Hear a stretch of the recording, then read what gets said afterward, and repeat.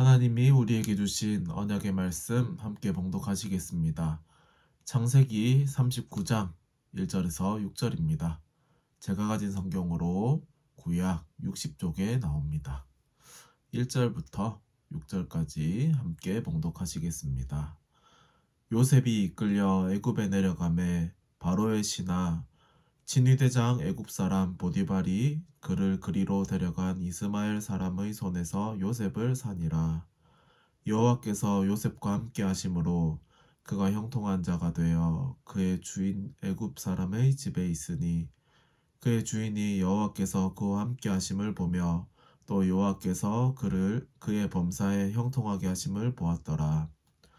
요셉이 그의 주인에게 은혜를 입어 섬김에 그가 요셉을 가정총무로 삼고 자기의 소유를 다 그의 손에 위탁하니 그가 요셉에게 자기의 집과 그의 모든 소유물을 주관하게 한 때부터 여호와께서 요셉을 위하여 그 애굽 사람의 집에 복을 내리심으로 여호와의 복이 그의 집과 밭에 있는 모든 소유에 미친지라. 주인이 그의 소유를 다 요셉 손에 위탁하고 자기가 먹는 음식 외에는 간섭하지 아니하였더라. 요셉은 용모가 빼어나고 아름다웠더라. 아멘. 우리 기도 접복에 앞서서 강단 말씀 한번 확인해 보겠습니다. 이제 12월에는요. 전도하는 교회 사역이라는 주제로 말씀이 나옵니다. 그죠? 우리 첫 번째 주에요. 기도 사역, 아이성과 기부원 전투입니다. 기도하는 교회에 일어나는 영적인 역사는요. 성령의 역사에 따라서 천군 천사들이 움직입니다. 그리고요. 흑암의 역사를 이기는 믿음의 제자가 세워지고요. 기도하는 교회 현장에 하나님의 뜻이 성취가 됩니다. 가나안 정복에서 깨달은 중요한 내용은 무엇입니까? 아이성의 실패와 승리. 여리고성이라는 큰 성을요. 정복하고 난 다음에 아이성을 봤을 때 어쩌면은 쉽게 정복할 수 있겠다 생각이 들었을 수도 있습니다. 또 어쩌면 우리가 진짜 하나님을 믿지 않고요. 불신앙한 가운데 있었을 수도 있고요. 그리고 여리고성을 정복하면서 하나님이 하지 말라고 했던 것을 하는 그런 사람 때문에 또 아이성 전쟁이 실패했을 수도 있습니다. 근데요. 실패가 당연히 실패 안 하면 좋겠지만요. 실패했지만 그 가운데에서 정말 철저한 갱신을 통해서요. 다시 아이성에 승리할 수 있었습니다. 그리고 이스라엘을 속인 기브온이 나옵니다. 그 기브온이요. 자기들이 죽지 않기 위해서 이렇게 속이지요. 그때요. 정말 언약을 우리는 재확인하는 그런 시간표가 되었습니다. 그리고 아모리족을 꺾은 전쟁이 있습니다. 집중적인 싸움이라고 했습니다. 우리가 정말 무엇에 집중적으로 싸움을 해야 됩니까? 네, 우리 결론적으로 전도하는 교회가 실천한 기도 사역이라고 했습니다. 정말 우리가요 전도하기에 앞서 정말 기도에 성공해야 될 이유가 여러 가지 있는데요. 사도행전에서도요 정말 전도하려고 애쓴 것도 있지만 정말 기도하는데 힘썼을 때요. 그 기도하는 그 현장에 갔을 때 하나님의 역사가 예비되어 있고요. 하나님이 예비하신 사람을 만나기도 하고요. 그런 중요한 일이 일어났습니다. 우리가 전도하기에 앞서서요. 정말 기도에 승리하고 기도 사역에 성공하는 그런 모든 한빛 가족 됐으면 좋겠습니다. 기도의 사역은요. 내면의 영적 교만을 치유하는 기도라고 했습니다. 우리가요. 정말 영적으로 하나님 앞에는 겸손하고요. 사단 앞에서는 당당해야 됩니다. 정말 우리 내면의 영적 교만을 치유하는 기도에 반드시 성공하시고 도전하시기 바랍니다.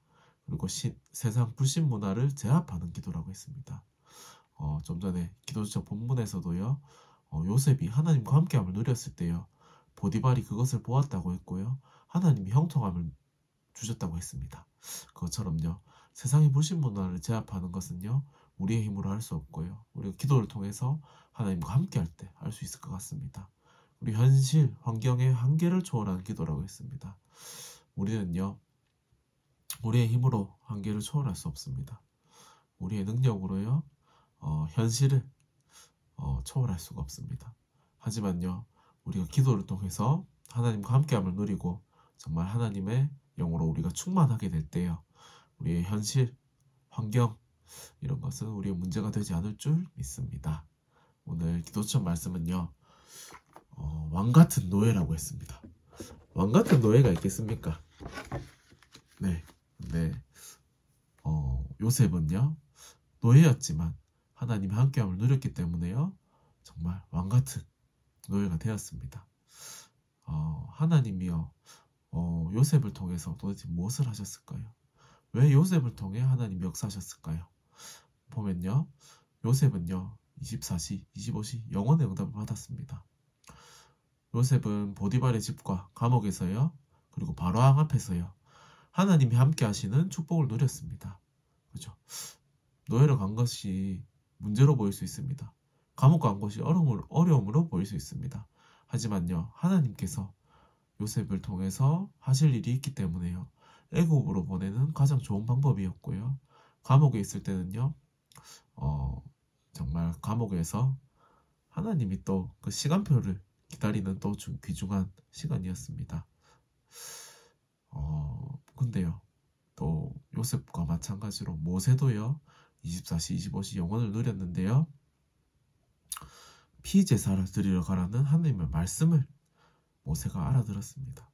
그때요, 모세를 통해서요, 하나님은요 출애굽의 역사를 일으키셨는데요, 10가지, 우리가 볼 때는 기적이고요, 하나님이 볼 때는요, 그 애굽 문화, 우상 문화를 꺾는 그런 역사를 일으키셨습니다. 모세는요, 광야에서요, 성막 중심, 언약궤 중심으로 인도받았습니다. 그렇게 인도받을 수 있도록 또 하나님이 모세에게 친히 시내산에서 그 언약과 성막을 어떻게 만드는지 다 알려주셨지요.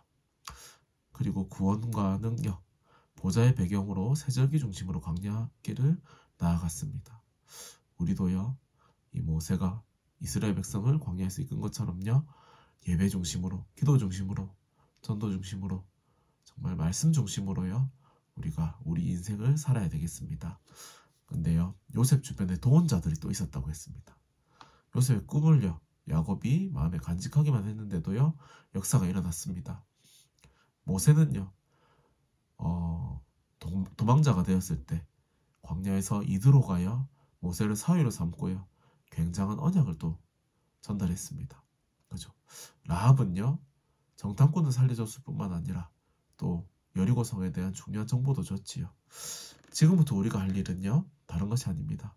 오직을 누리고 유일성의 응답을 기다리며 재창조에 도전하는 것입니다. 영혼 속에 있는 오늘은 하나님의 계획 속에 있으므로 우리의 모든 삶은 캠프가 된다고 했습니다. 오늘 하루 정말 하나님이 주시는요, 참된 응답을 누리고 요셉처럼 왕같은 노예, 우리가 노예가 되라는 말씀은 아니지만요, 정말 요셉이 노예 상황에서도요, 하나님과 함께함을 누림으로 왕처럼 쓰임받았습니다. 그것처럼요, 우리가 있는 현장에서요, 오늘 하루 하나님과 함께함을 최고로 누리는 기도 사역에 성공하는 우리 한빛 가족들 되셨으면 좋겠습니다. 기도하겠습니다. 하나님, 정말 오늘 하루 하나님께서 성령으로 역사하사 우리가 기도 사역을 통해서 하나님과 함께함을 누리고 그 기도를 통해서 우리의 현장을 정말 복음화하는데 중요한 영적 싸움에 승리하기를 원합니다. 우리는 부족하지만 우리와 함께 하시는 하나님의 능력을 붙잡게 하여 주시고 정말 전도하는 교회의 사역을 풍성하게 누리는 모든 한빛 가족도 될 수 있도록 성령으로 역사옵소서. 감사합니다. 살아계신 예수님의 이름으로 기도드립니다. 아멘.